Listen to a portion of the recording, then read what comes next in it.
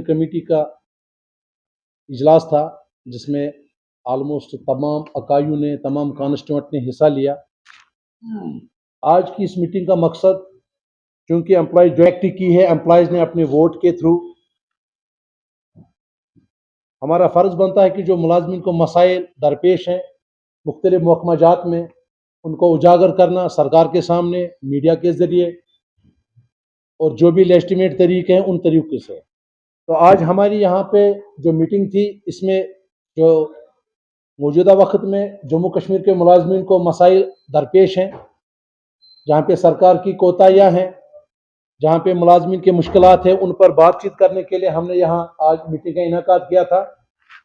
और हर एक इकाई ने यहाँ पार्टिसिपेट करके अपने मशवरे से हमें नवाजा, ताकि हम मुलाजमिन के मसाइल को लेकर आगे चल सके।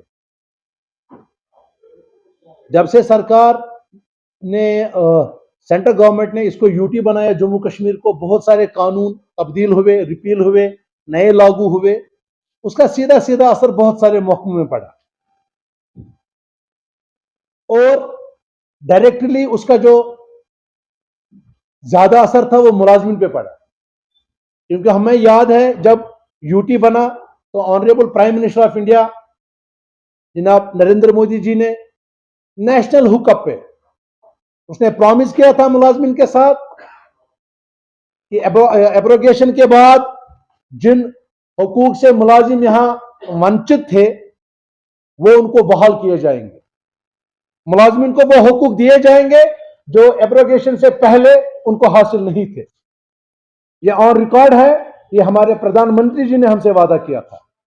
हमने उस वादे की लाज रखते हुए सरकार के वफादार बनके हमने सरकार से कभी भी कन्फ्रंटेशन नहीं की, क्योंकि हमें पता था जो यूटी बनी है ये इन्फेंसी में है, अभी न्यू बोर्न बेबी है, इसको थोड़ा सा टाइम लगेगा।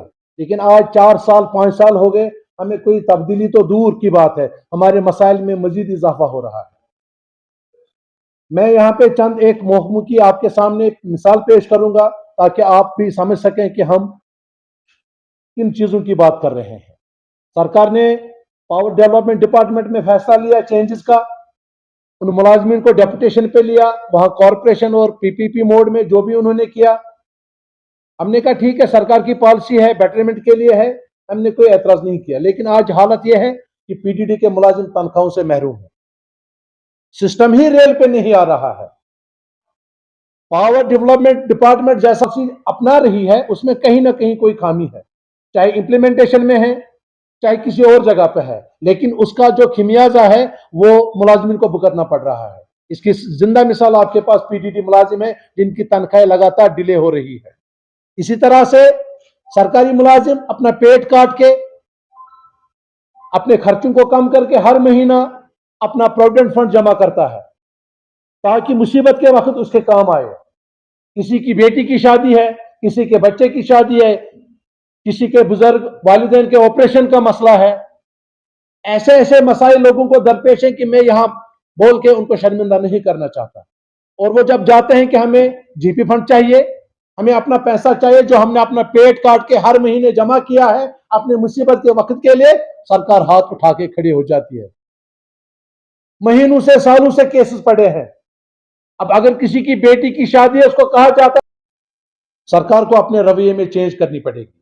इसी तरह से लीव सैलरी, रिटायरमेंट के बाद मुलाजमीन के पास क्या सरमाया है, लीव सैलरी, ग्रेजुएटी और पेंशन, जिनके पास पेंशन हो वो भी नहीं है, उसमें भी लैतोलाल से काम लिया जा रहा है, महीनों सालों तक लोगों को तड़पाया जा रहा है।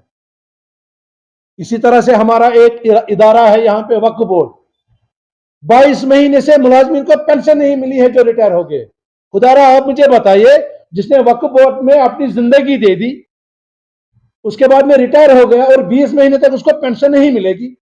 अब आप बोलेंगे कि हम नया रूल वहां पे इंप्लीमेंट कर रहे हैं। 4 साल से क्या कर रहे थे आप? आपने जब रीऑर्गेनाइजेशन एक्ट बनाया उसमें आपने क्लॉज लिखा कि 1 साल के अंदर अंदर हम फैसला लेंगे पब्लिक सेक्टर के मुताबिक या बाकी इदारों के मुताबिक। रखना है नहीं रखना है? आज 4 साल हो गए, वो मुलाजिम 20 महीनों से पेंशन के बगैर है। सरकार फैसला करती है, हम उसको मानते हैं, हम इंप्लीमेंट करते हैं, हम ही सरकार है, क्योंकि वो आर द एग्जीक्यूटिव एजेंसी है।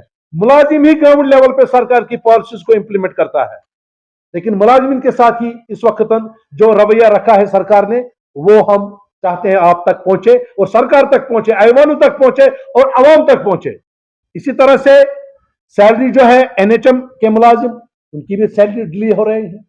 अब सरकार कहती है हम हॉस्पिटलों में लोगों को मुफ्त में इलाज देंगे, वेलकम सेटअप है, हम इसको खैर मकदम करते हैं। लेकिन जिन बच्चों को, जिन ग्रेजुएटों को, पोस्ट ग्रेजुएट लड़कों को आपने, लड़कियों को वहां लगाया है एचडीएफ में, उनकी सैलरी निकलती थी, जो टिकट कटती थी 5 रुपया, 10 रुपया, 20 रुपया, वो पैसा जमा होके उनको सैलरी मिलती थी और वो अपना घर पालते थे।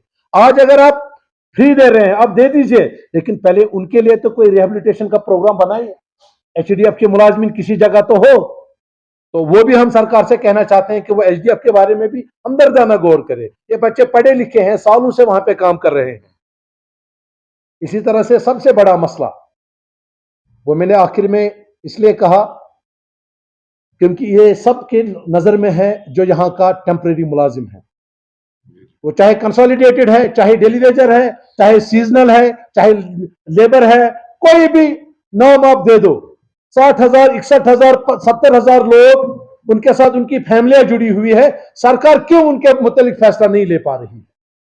क्या सरकार चाहती है कि यह मसला हमेशा के लिए लटका रहे? क्या हमारे डेली वेजर जो पीडीडी में है, पोलों पे आपने उनकी लाशें लटकती हुई नहीं देखी? क्या आपने वाटर वर्क से मुलाजमीन को अपनी जान पे खेल के लोगों को सहूलियत देते हुए शहीद होते हुए नहीं देखा?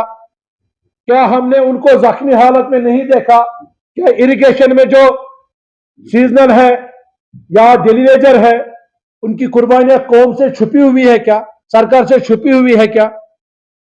तो क्या वजह है सरकार इतने लोगों का जो मसला है, ये रोजगार का मसला है। हम सरकार से कोई आसमान नहीं मांगते, ना हम उनसे वो चीज मांगते जो कानून के दायरे के बाहर हो।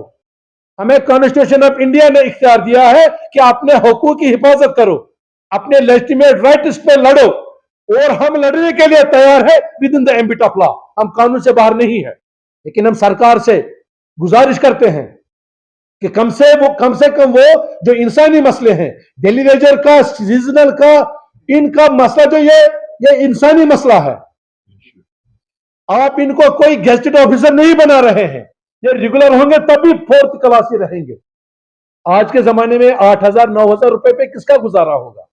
आपने स्मार्ट सिटी में हजारों करोड़ खर्च किए ब्यूटिफिकेशन के लिए, लोगों की सहूलियत के लिए। क्या वजह है आप इन 60,000 लोगों को उसी स्मार्ट सिटी के फंड्स में इनको आप एकोमोडेट करें और इनको रेगुलराइज करें? सरकार के पास एवेन्यूज है, लेकिन सरकार चाहती नहीं है। तो जब सरकार लेजिटिमेट राइट को एड्रेस न करे, तो मुलाजमीन के लिए जदोजहद का रास्ता खुलता है, और वो रास्ता हमें कानून देता है। इसी तरह मैं एक और बात कहना चाहता हूं पब्लिक सेक्टर के बारे में।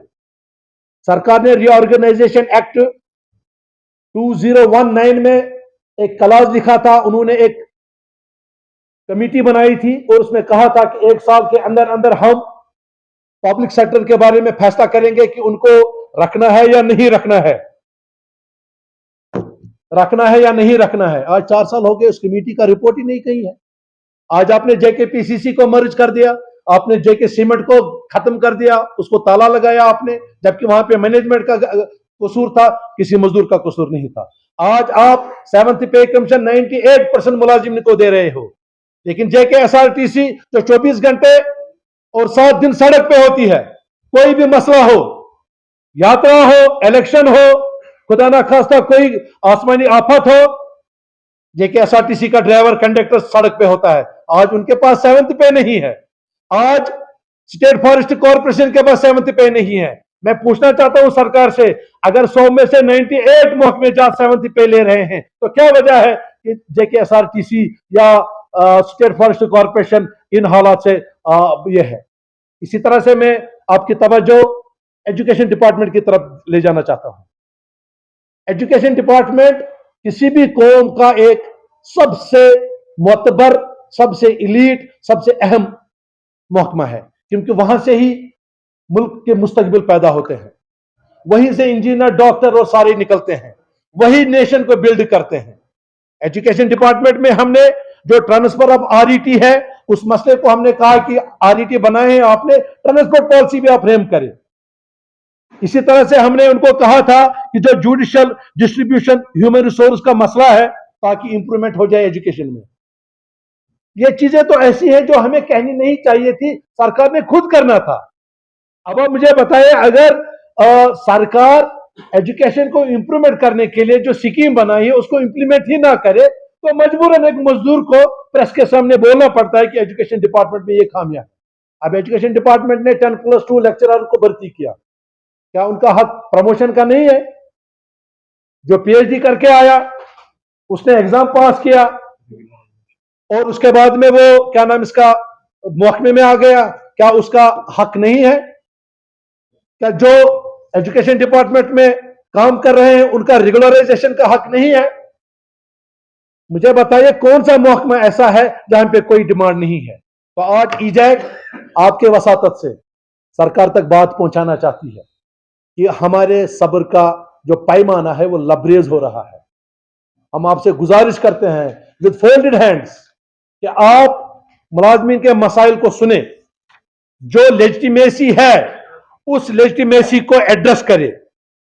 और आप देखें आज के दौर में सरकार ने मिनिमम वेजेस एक्ट लद्दाख में 19,000 देते हैं, जो यहां पे लोग लगे स्मार्ट सिटी में उनकी तनख्वाह देखिए क्या है, 18,000 24,000। दिल्ली में ये भी यूटी है, 24,000 है।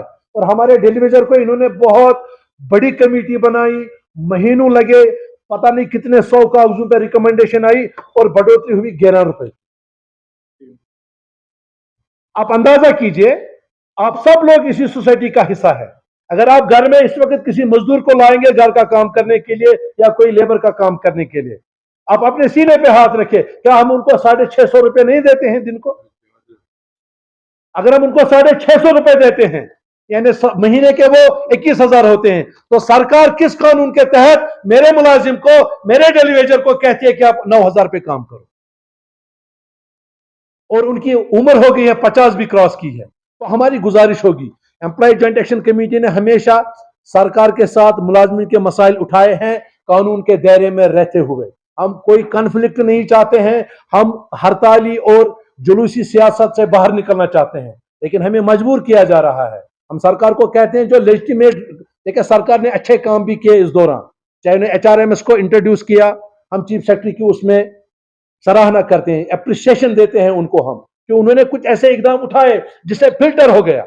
लेकिन साथ ही साथ मुलाजमीन को जो लेजिटिमेट मसाइल का सामना है, चाहे वो डेली वेजर है, चाहे वो PDD का मुलाजिम है, चाहे वो SRTC का मुलाजिम है, चाहे वो पब्लिक सेक्टर है, गवर्नमेंट सेक्टर, अब तो कोई तफर्रुक रहा नहीं, HDF है, NHM है, मैं कितने नाम गिनाऊं, वक्फ बोर्ड है, इनके लेजिटिमेट मसाइल को एड्रेस करें। जहां पे लेजिटिमेसी है वहां देरी क्यों? अब आप मुझे बताइए, इसका उल्टा यह है, अगर कोई मुलाजिम, अगर कोई तंजीम, अगर कोई ट्रेड यूनियन आवाज उठाती है तो मैनेजमेंट उसको दबाने की पूरी कोशिश कर रही है, हैरासमेंट हो रही है, हमें घुटनों पे लाने की कोशिश की जा रही है। हम सरकार से कहना चाहते हैं, या तो वो ब्लैंकेट बैन लगाए, कानून को बालाए ताक रखे, या फिर वो हमारे हुकूक दे दे जो हुकूक हमें कॉन्स्टिट्यूशन ऑफ इंडिया ने दिए।